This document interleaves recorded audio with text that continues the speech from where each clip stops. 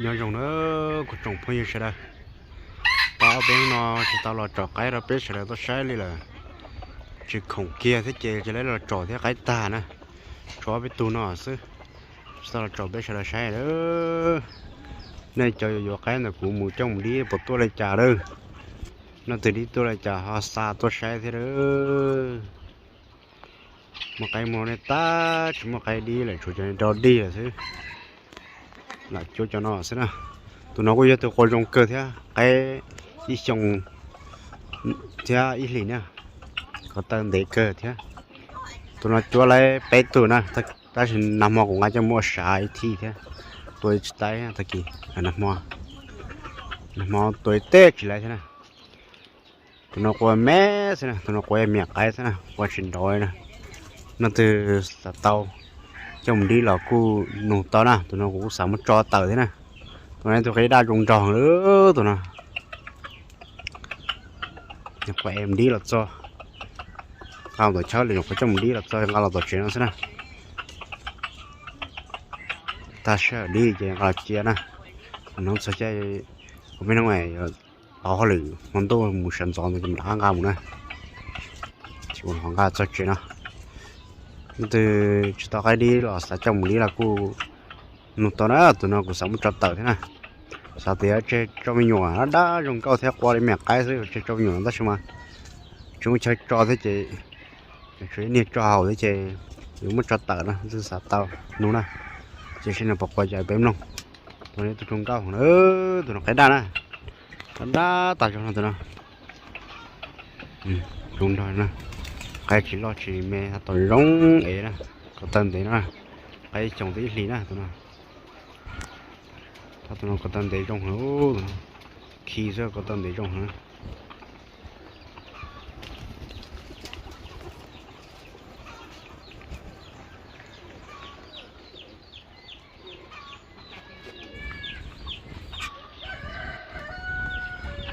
một quay chạy với luôn đó hạt rô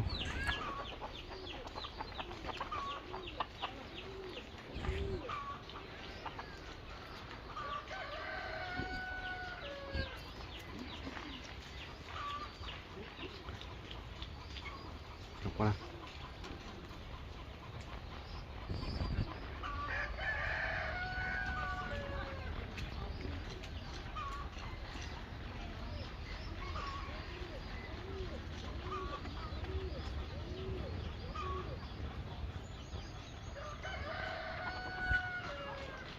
sẽ bọc quay chạy với mình nữa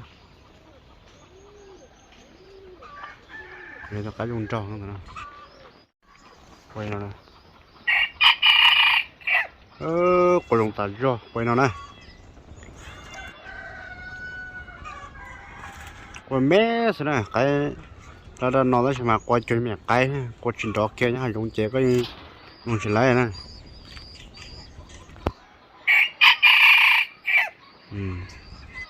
mẹ là sữa sạch tàu mà này mua cho tờ là ông nè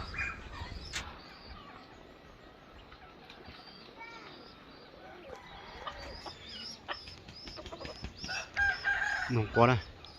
qua bên xua theo mà sẽ được bình nhiệt cho nó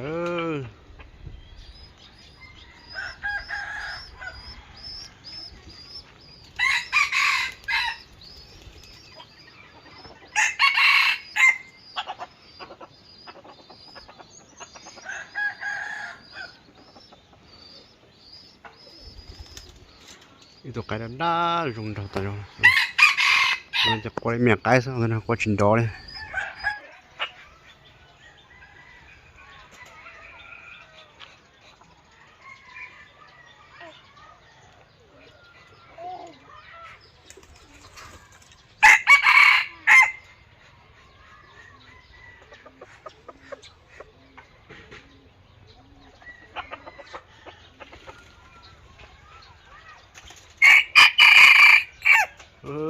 qua nó